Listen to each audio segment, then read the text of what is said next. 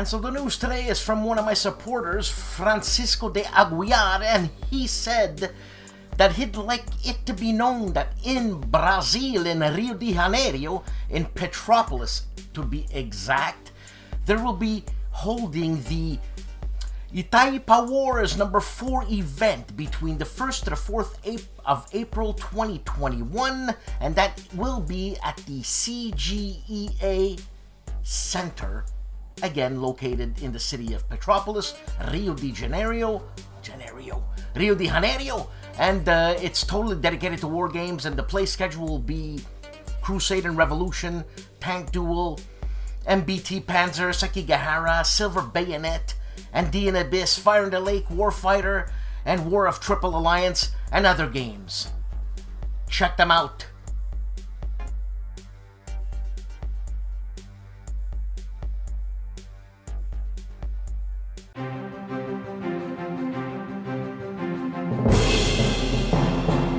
Mauro Faina has 3 videos out, an extensive overview of Airborne Over Europe, The Last 100 Yards game by Mike Denson, published by GIMPY. The Players 8 are busting my boxes today with a review of Chancellorsville, a Worthington publishing game. Chancellorsville 1863. Also, another video with a monthly debrief, episode number 2, and unboxing Napoleon 1807 from Shackles. Compass Games was live with episode 18, their town hall meeting with president and owner Bill Thomas. Talks about the latest news of the company. Hexes and Soldiers, Jason Cruz, AJ Toynbee the Philosopher, has 2 videos out, one being a trailer of Busako. So this is going to be a Command and Colors Napoleonic extravaganza. I don't know if he's doing it, that means Hexes and Soldiers, or someone else is doing it. Regardless. And his next video is one of my preferred oldie games, Patton's Best. He's doing a playthrough, check it out. The man famously known as Calandale is pulling a Jan Heinemann this week, which is a good thing for Enrico. He has 3 types of games going on. He is finishing off Rush for Glory and starting up Paulus and doing an 18XX game, which I don't understand. 18XX. Why trains? Je comprends pas. Verstehen Sie nicht. Wakarimasen. Marco Omnigamer checks out Worthington Publishing's game 1944, Battle of the Bulge. He reviews that wonderful game.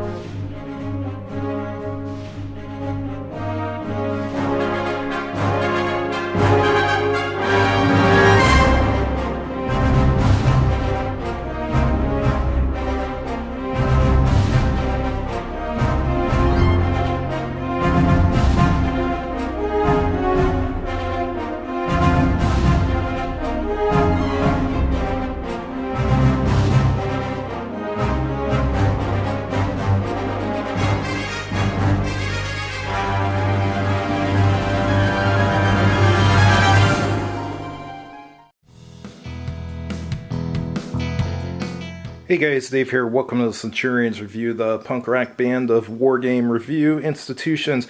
First game we reviewed on our website this week is Sticks and Stones, for microgame number 11 from Metagaming. Essentially, it's a game of prehistoric combat. It's pretty cool. It's got a lot of scenarios too. On YouTube, we did a first look at Molino del Rey, another microgame or minigame, whatever you want to call it, from Decision Games. It's about the gate. It says Molino del Rey, Gateway to Mexico City, 8th of September, 1847. Covers a seldom game topic. Actually, I don't think this particular battle has been simulated by any games that I know of.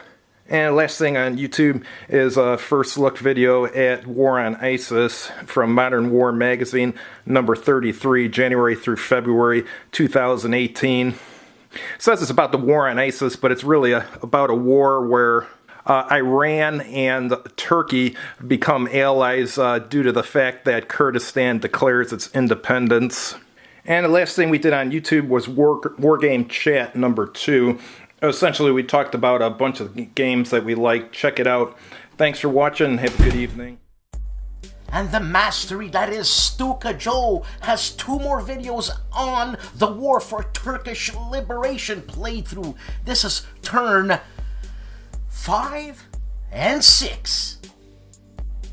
And GIMPY of the GIMPY Gamer is updating his channel and also continuing Black Seas Part 8.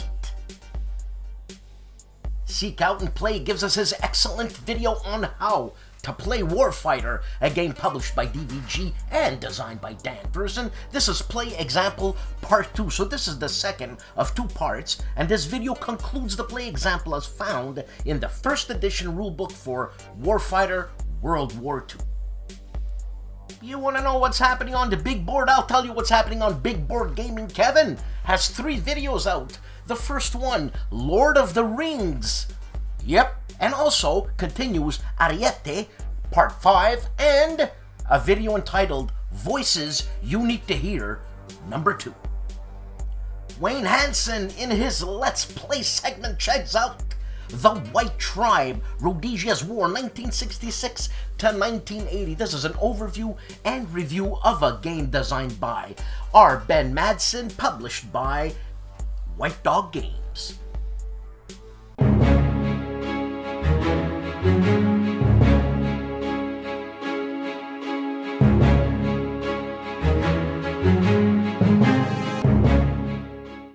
Hello all, today Kilroy goes off his bookshelf.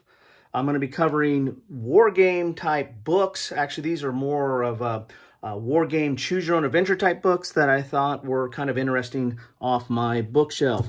First one I have is Yours to Reason Why, Decisions in Battle by William Seymour. This covers 10 battles and campaigns throughout history, and is not so much a choose your own adventure as is just a telling of history. You're going to have a background here like battles of Hastings, and give you the history and the situation. Then you're going to make a decision. It gives you a choice of 2 things, but then it just tells you what happens. It doesn't like branch off or go into a different story arc and you're going to have the consequences of your decision. It basically just tells you what happens. Then it's going to continue on with the history, and then you're going to have a decision and it tells you what happens. But some of the decisions are pretty interesting as you get in here. There's some maps that you're going to be looking at. But there's also like formations, like how you're going to do the attack. There's 3 different options here, and you're going to make a decision on which option you think you should do. But then it'll tell you what really happened in the real battle. So it's more of a reciting of history, but it's done in a very interesting way. And you're kind of, by making decisions, you're kind of matching your understanding of the situation and how would have you done things, and you're going to learn from that as you go forward. The next one I have in here is actually 2, Battleground General El Alamein, 1942, which covers North Africa, and Battleground Arnhem, 1944, which covers Operation Market Garden. And these are closer to straight up choose your own adventure type books, if you guys are familiar with that. It's going to give you a situation. This is El Alamein, so it's going to tell you what your objectives are, and then you're going to start with the first decision point, read the background, and then make a decision. And it'll tell you to go to here to 45 or here to 132. Then you have these bands on here, and you'll turn to it, read what's going on there, and that will branch you off into a different decision, and you'll just keep going. So this one does have some effect of, your decisions have some effect that as you make decisions, you're going to go into different situations or different paths, and it's going to have an effect on how your experience in this campaign or battle ends up. And so, again, El Alamein and Arnhem are the 2 I have for there. This next series I have is from this John Antal. This one was done like in 91, and the third one I have was done in 98, so they kind of span the 90s.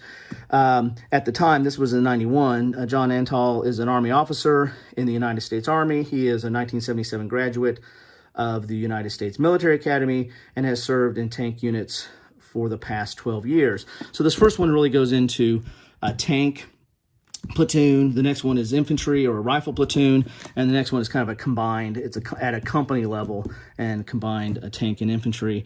And these are a little bit different in that these go into a lot more detail in giving you information to help make your decision, and they're written in a narrative form. I mean, you're reading a story. You know, God, it's hot.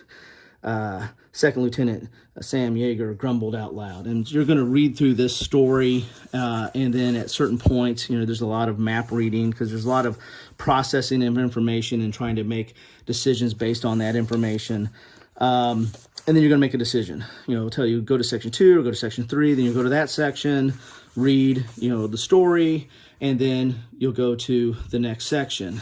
So there are some decisions in here.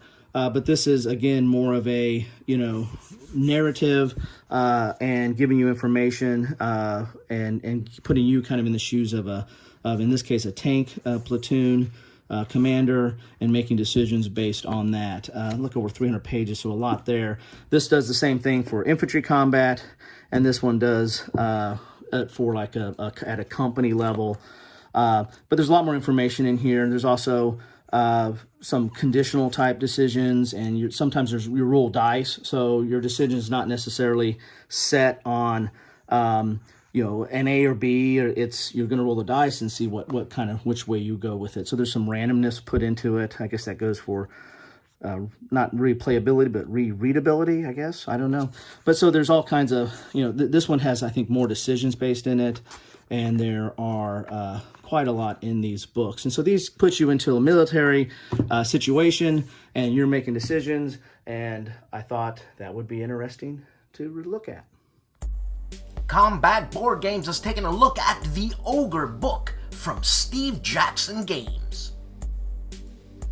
The chief with Bonding with Board Games has 2 videos out this week. The first one, he is interviewing Lutzaki, a Avalon Hill game designer of old, and also Handtag, top 5 fan most anticipated games of 2021. And there he is joined by Trevor Just. Harold Buchanan is running an RPG, a Traveler RPG, in which mayhem ensues. Check it out. Academy Games and Stellaris Infinite Legacy. Check this out. The pledge of this Kickstarter was for 62,000 Canadian dollars. They are now up to close to 2 million! I mean, it just happened Wednesday. This just came on Wednesday. Well, ladies and gentlemen, Academy Games, this is called the big times. Check this out.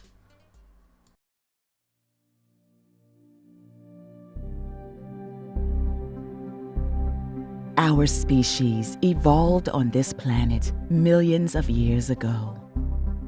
We barely survived centuries of conflict between our nations, but eventually, we became unified under one global government. This allowed us to build our first spaceships and to expand into new star systems, where we investigated strange anomalies that pushed the bounds of our understanding. We colonized new planets and developed them into thriving metropolises. We grew into a stellar empire. Then, our greatest hope and fear was confirmed. We were not the only intelligent life in the galaxy. We overcame our differences with most of them and formed lasting alliances to face the future together. Inevitably, conflict broke out with others, leading to massive fleet battles where mighty weapons were unleashed. Planets were devastated by orbital bombardment and invaded. We were forever in a race to stay technologically superior to our rivals and to build more powerful ships. All while we had to overcome political battles at home and participated in espionage abroad. Now, we are on the cusp of a new state of existence that will secure our legacy. But disaster has struck and threatens the whole galaxy. Heed our warning and do not progress onto Usk, uskurnuk vogon taon bodina. Peronjonda handala, dopa makindak, ipa malin malinodo, laminachi.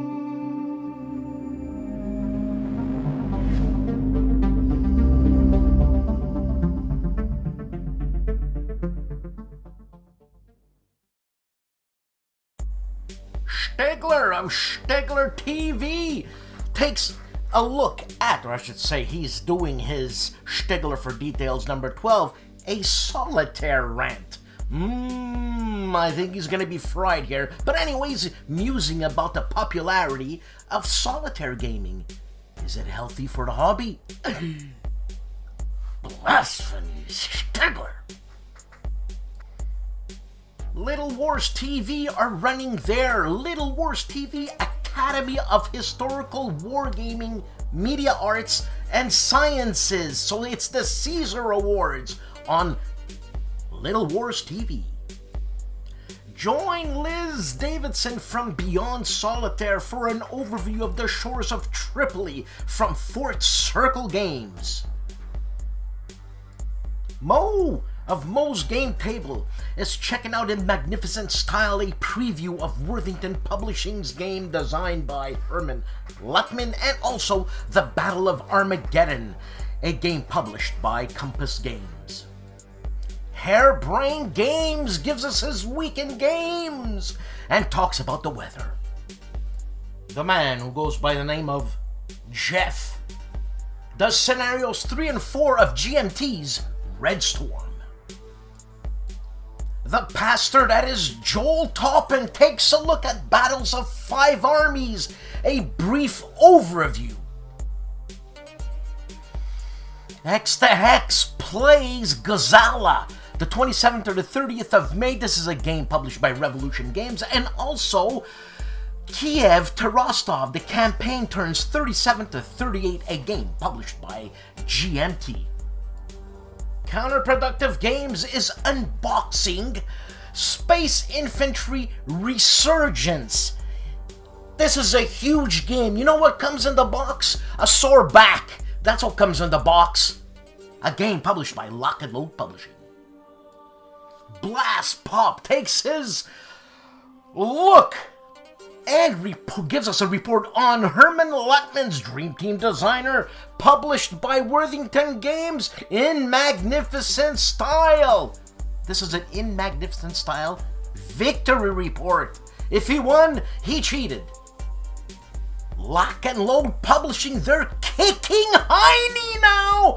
I think a huge Kickstarter is going to happen with Point Blank. I mean, I'm in all the way. I know Sean. I mean, I've met Sean at WBC.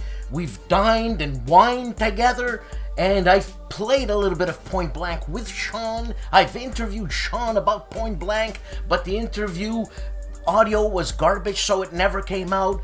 And anyways, Lock and Load Publishing with Point Blank and Battles to the Rhine. Atlantic campaign of this. It's all breaking news here. It looks like a Civil War game, and check him out. The artist that is Matt White reviews Memoir 44, the Mediterranean Theater Expansion.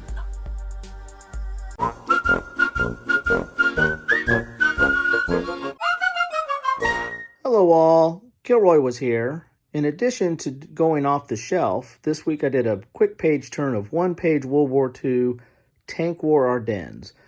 I also did an exploration of sorts. I wonder if you guys can figure out what my exploration topic was. Enjoy!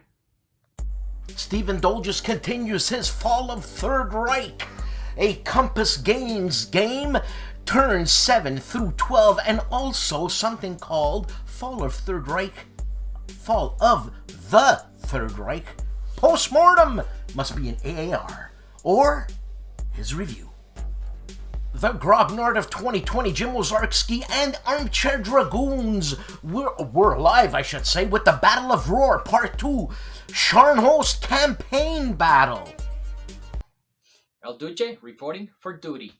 This week I'm expecting to get snowed in about 6 to 12 inches on Wednesday, so I'll be stuck indoors for a day or two. I find it easier to dig out than dig back in. Those of us that live in areas where we get a lot of snow, I live up in the mountains 20-something years, so I'm used to it, and I've learned it's easier to dig out than in. This week I will be playing Supply Lines of the American Revolution, a game I picked up by HOLLANDSPIELE. Thanks for the community for pointing out there's so many publishers out there. This one focuses on the Northern Theater, on the supply issues that both sides had. I'm currently reading a book on the Valley Forge and George Washington, and as all those books, they constantly point out the supply issues with Congress, which is still happening. And this one also focuses on the British side, which I don't know much about, but I know they had those issues as well. And reading briefly from the blurb on the front page, it points that out, which is actually very nice. Also, this week I will be playing Escape from Hades, another game I picked up, maybe not a war game, picked up from HOLLANDSPIELE. I'll be learning this one as well, like this one, like Supply Lines. It has the smaller footprints, smaller counters, so I kind of like that right now. And also, I have my daughter here, and we hopefully will be playing Battle Cry over here.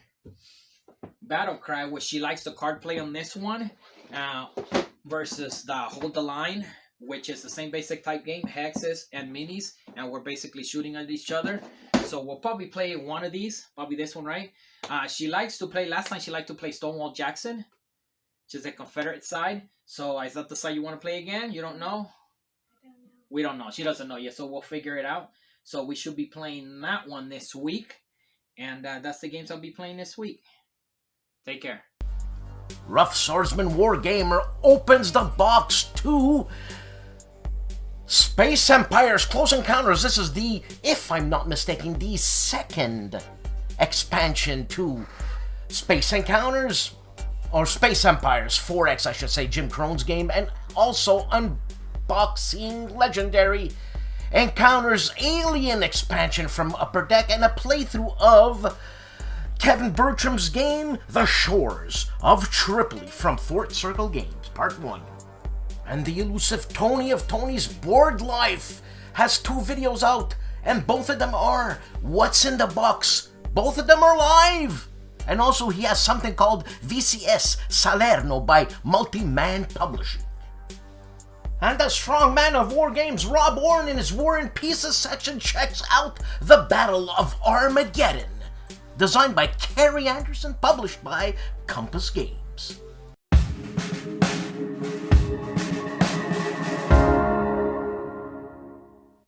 Hello everyone, this is Michel Leviathan-Sorbet from the Polish YouTube channel Wojennick TV.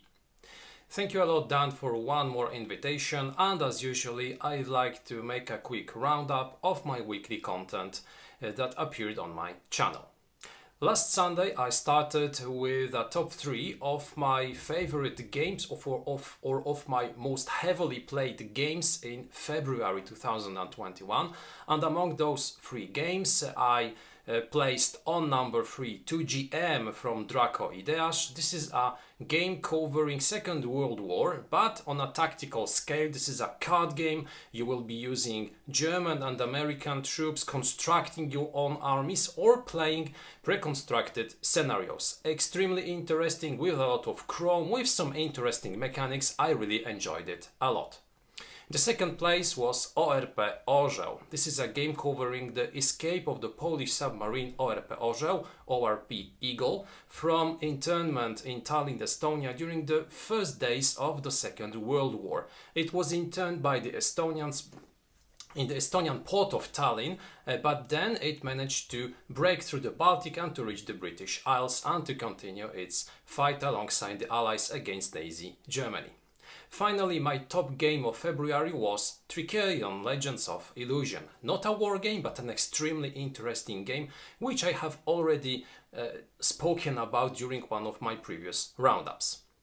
On Tuesday, the movie in English, and this time I presented the review of Pensacola from GMT Games, an interesting siege game published in the BAOR series, and this is a game pretty different from the others because, as I said earlier, it's a siege game.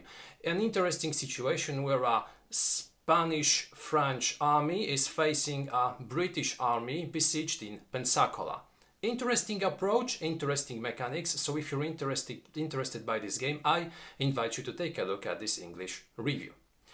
On Wednesday, the unboxing, and this time I took a look at another game by GMT Games, but from a very different galaxy. This was the unboxing of Leaping Lemmings, one of the few Euro games published by GMT Games. So this is a really crazy game which I will be presenting in another movie, because this was only the Polish unboxing. Finally, on Friday, the review, the Polish review, and this was the review of Tricarion. So I finally decided to present the review after publishing movies being the unboxing, after citing this game in other movies. This is the time when I decided to publish the review. But I won't be telling you anything more, because this is not a war game. Apart from that, English versions both of the unboxing and of the review will be soon published. So that's it from me. I wish you a very good week and see you next time. And Jan Heinemann of Let's Play History has a million games, and he plays games such as Strategic Command, World War II in Europe, also Republican Bayonets on the Rhine. Alright then, yes, of course, and Fields of Glory's Empire, and Fields of Glory's Medieval. Let's Play History, Jan Heinemann. Charles Cab or Charles Cabell is take a look at Rio Grande Games, or I should say Geo Games. I just saw Geo, so I figured Rio Grande. I don't know why. Geo Games, Vive l'Empereur. And the War Game Reviewer is giving us a complete playthrough of Saladin by Shackles. And for all our Italian viewers, Riccardo Mazzini has his own clipping night. And they talk about, but what is a light war game? That will be in the Italian dialect. Board game designer Fred Serval and runner of the YouTube channel Homoludens is checking out Russian Revolution unboxing and a channel update with David Thompson, The War Without an Enemy, and stuff like that. Fred Serval. Todd of Wordy Roleplays World War II Miniatures, Board Games, and Media is doing just that. He's playing France 40 live, also doing some bolt action 28mm stuff.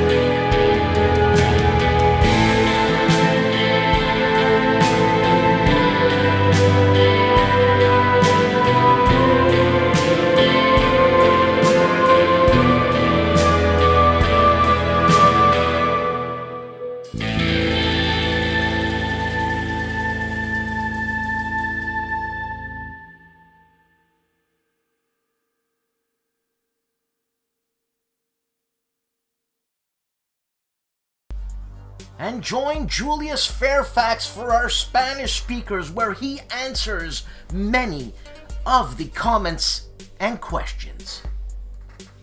World War II Solitaire Board Game Channel is showing the contents of a game called The Great Escape. Dad vs. Son continues the extravaganza that is Stalingrad 42. The full campaign turns 24 to 26. Another week, another show. Thank you for watching. Please like and subscribe. If you'd like, please support the show on Patreon. And the skies are getting brighter. The snow's getting away. Have a good weekend.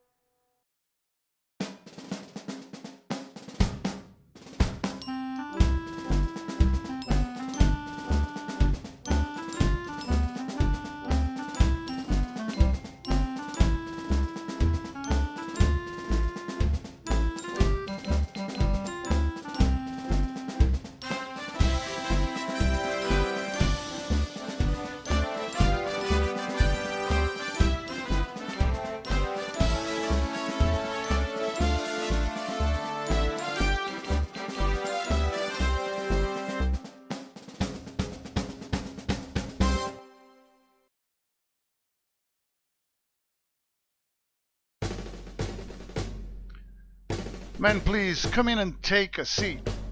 You have already completed 5 missions. 3 have been successful, 2 so-sos, and still no failures. You have dropped an average of 22% of your bombs on target, which is good. Now, gunnery-wise, let's just say there's a lot of room for improvement. And improvement you will need, because today's mission is not going to be easy. Today's target is the shipyard at Rotterdam. This is in Holland. Your bomber will be in the middle position, but your squadron will be the high squadron. So you got a greater likelihood of encountering fighters. Here's the target in Zone 4. Now, since there's a lot of bomber squadrons in England, we cannot guarantee good fighter cover. So fighter cover quality will vary throughout this mission. As you will see, most of the trip will be flying over water until you reach Rotterdam. Expected enemy resistance will be low to high, pretty high in Rotterdam. Expect 2 or even 3 fighter waves.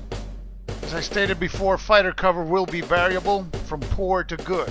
In other words, don't count on it. Stay in formation, follow your captain's instructions, and good luck. The review copy takes off at 700 hours. Our bomber quickly enters Zone 2.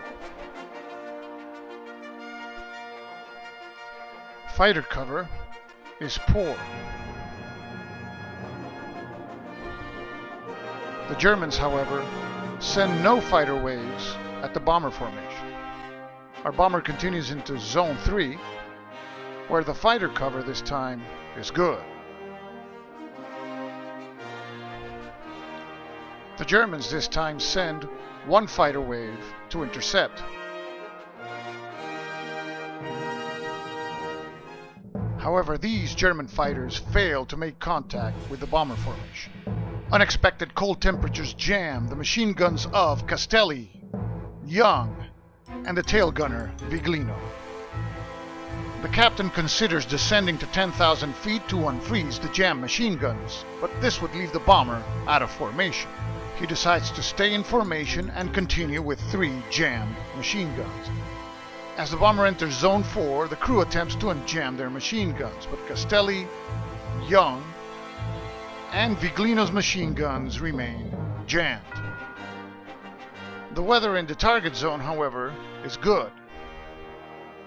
Fighter cover is poor. And the Germans send 2 fighter waves after the bomber formation. The fighter wave makes contact. 5 Focke-Wulf 190s heading our way. An all-out attack from 9, 10:30, 12, 6 o'clock, and a vertical diving aircraft. Our poor fighter cover fails completely in driving a single fighter away.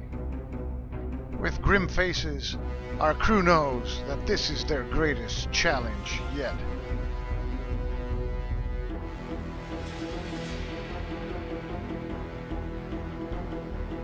Joe Stedman spread fires the 9 o'clock bandit,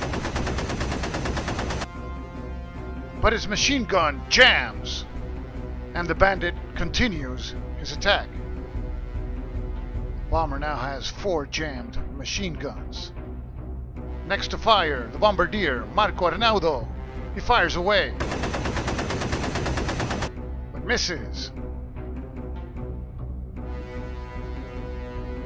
The radio operator, Derek Case, fires at the 6 o'clock bandit and hits. But the bandit continues forward with his attack. Aiming at the 10:30 bandit, the navigator Hipshot fires,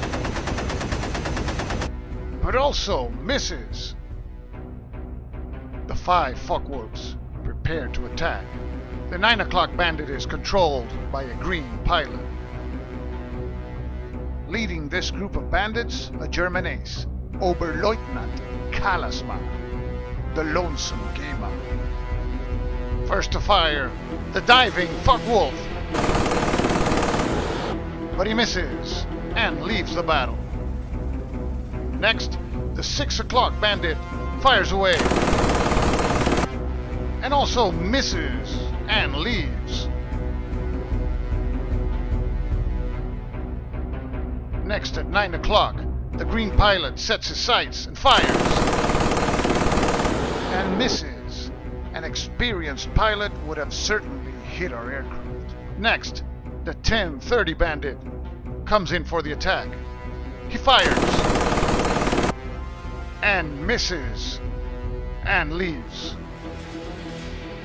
Oberleutnant Kalasma, disgusted by the poor performance of his comrades, moves in for the kill. He shoots and hits the nose section. Fortunately, the damage is only superficial. He flies across and comes back for another pass. He approaches from 1:30. Poor fighter cover fails once again, and the only crew member that has a shot is Hipshot. But he misses. Kalasmar prepares and fires away. But he also misses, and he leaves the battle. Our stunned crew members cannot believe that they are still alive. No time to rest because the second wave approaches and makes contact. 2 ME-109s and a 110. And they come in from 10:30 and 12 o'clock. Poor fighter cover manages to drive one of the 109s away.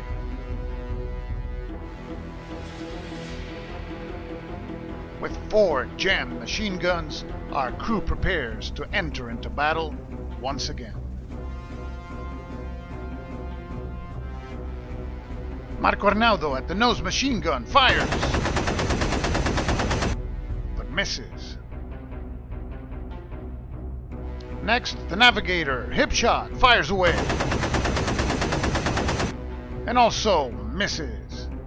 The 12 o'clock bandit closes in and fires away. But he misses, and he leaves. The 10:30 bandit moves in for the attack. 3 hits. 2 are superficial, but 1 makes the number 3 engine a runaway engine. If the propeller is not feathered, the crew will have to abandon the plane. Fortunately, the engine was feathered, and it is now out with no further danger. If the engine had not been feathered, the crew would have had to abandon the bomber. The 110 returns for another attack.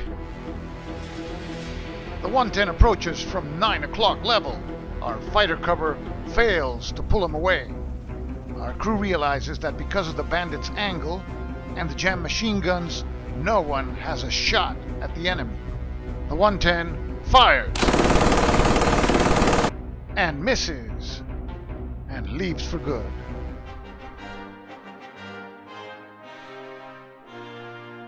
The review copy closes in on the target. Flak is light.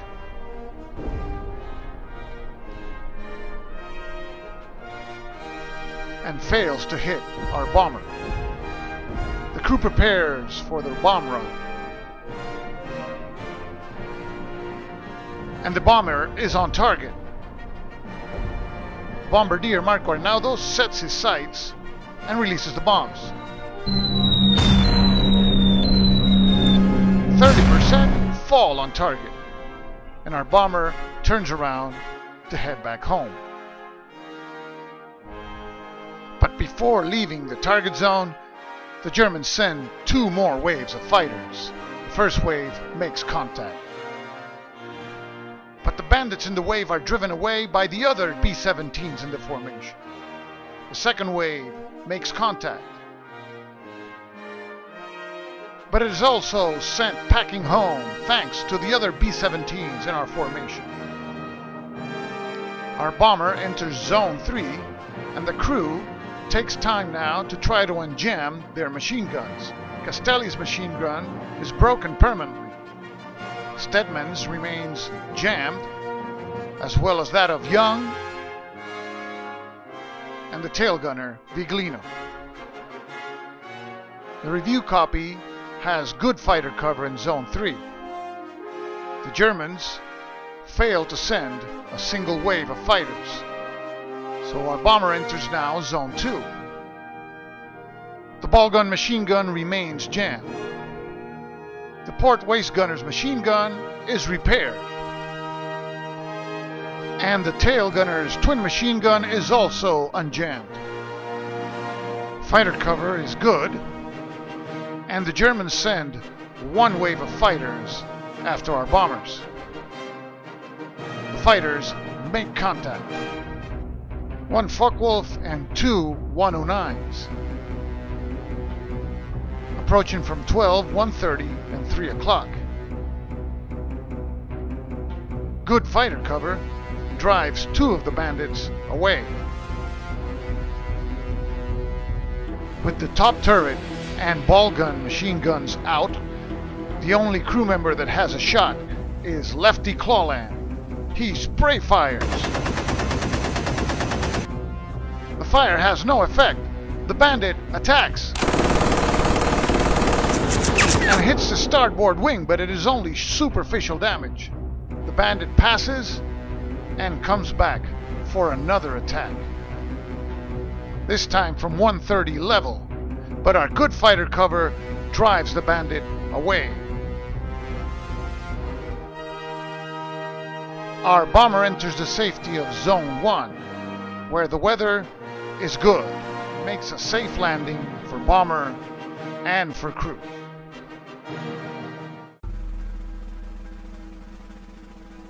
The review copy dropped 30% of its bombs on target, lost 1 engine, and up to 4 machine guns were jammed. None of the crew members were hurt, and they were able to survive wave after wave of German attacks. In sum, The mission was a victory, the 4th in a row for the review copy in B17, Queen of the Skies.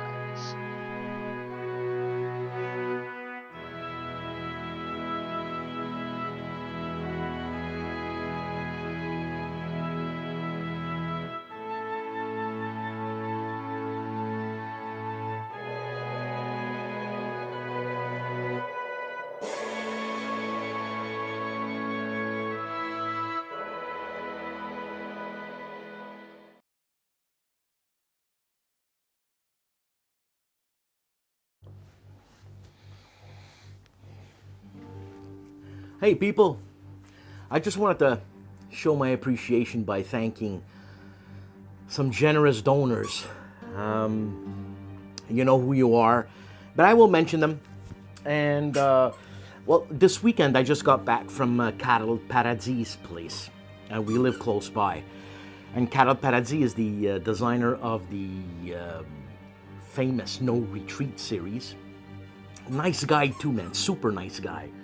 Do me a favor, ask him something and you'll see what happens. So, Carl, being the designer and getting designer copies, I was lucky enough to be one of his designer copy guinea pigs, in which he gave me a couple of games. Well, let's go here. I'm just going to show you what he gave me, all right? So, and not in any particular order here, but I got the North African front, generously donated by Carl. And you know what? I think I did a mistake. I'm a collector. I've opened it. Look, games are to be played. That's what Carl says. And you know what? Oh, look at that. I forgot about this.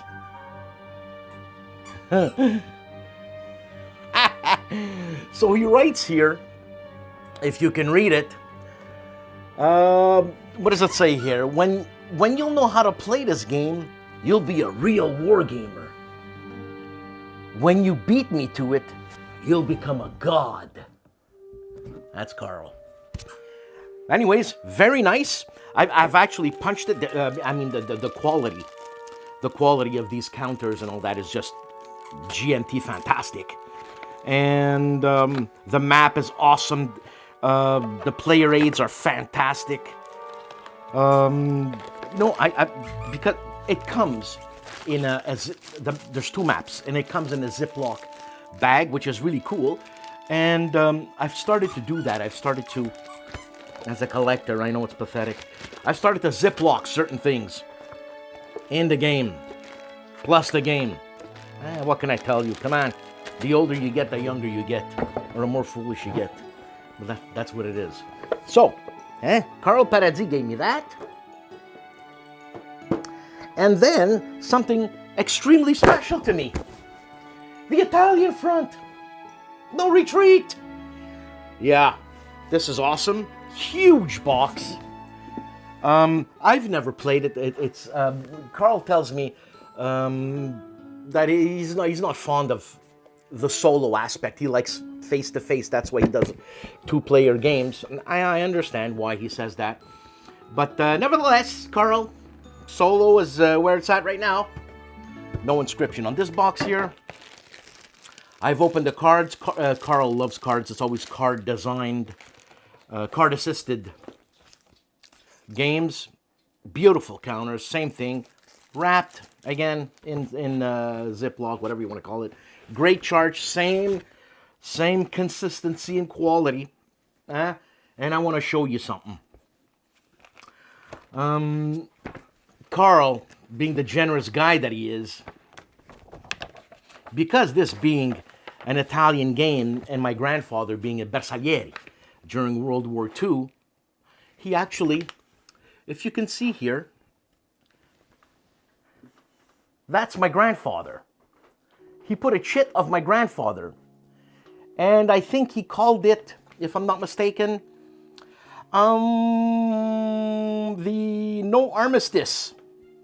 It's called Finito Benito. He's got a sense of humor, yes. So, my grandfather is in the game, and you know what? I'm so happy that he did that. And I'm actually going to remove the counter sheet and show you my granddaddy. Right there. Right there. I know there's a glare there, but right there. That's CAPUANO. Huh? Is that too cool? My grandfather is immortalized in a game. That's great. And you know what's great about it? It's a series that is well received, so there's more copies, this and this and that. So my grandfather's going to go around. And people are going to be playing my grandfather. That doesn't sound good, but what it is. So again, 2 huge maps mounted. Great production. And the thing is CARROLL would ask for no less. That's the kind of guy he is, a high production value kind of guy, because he's high production. So, alrighty. Obviously, no CARROLL Paradis collection would be complete without the original No Retreat. The Russian front. He has also the French front and the Polish, I think the Polish and French fronts. And anyways, he's coming out with more stuff. I'll let you know. No Retreat, the Russian front. Supposedly accolades, kudos, and everything to this game. People seem to love this game. Personally, I've never played it. Again, 2-player. And it's COVID, so I'm not going to stick around CARROLL's house for 10 years. Awesome. Card-driven. CARROLL's, whatchamacallit, sense of humor. Again, great production. I haven't even punched this one, man. And it's not even put into plastic, which I'm going to be doing. Plastic Ziploc. Again, this is a one mapper. It's huge. And awesome quality. Now you're probably wondering, like, yeah, Dan, big deal. So what? So what? Yeah, it's a game. Again, I'm a collector, and I'd like to thank the people who have given me or generously donated or undersold in terms of price secondhand some of these games, because some of these games they're insane, man. Like I just bought Time Tripper, and I think it's a tiny game, SPI. It's a great game. It's a stoner game, okay? Don't tell me Jim Dunnigan didn't indulge, because check out this game. Plus, he was born in the 60s, or he was a child of the 60s, so get it through your head. Okay, now, there's nothing special about that, right? Except, and these I kept in shrink, and I'm going to keep in shrink, and that's that. CARROLL gave me a Chinese printing of No Retreat, the Russian front. Awesome. It's, there you go. Right? Look at that. Look at that, eh?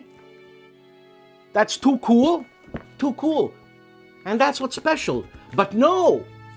If you buy one, you'll get 17 free. Here's another one. In shrink. And I'm not going to open it. No Retreat. The Russian front. In Russian. How cool is that? How cool is that? As a collector, this is cool. Is it going to be worth any money? I don't care. I'm collecting for me to enjoy, to sit on my couch and look at my games. Come on. I'm not the only one who does that. Plus, if I ever want to play a game, it's there.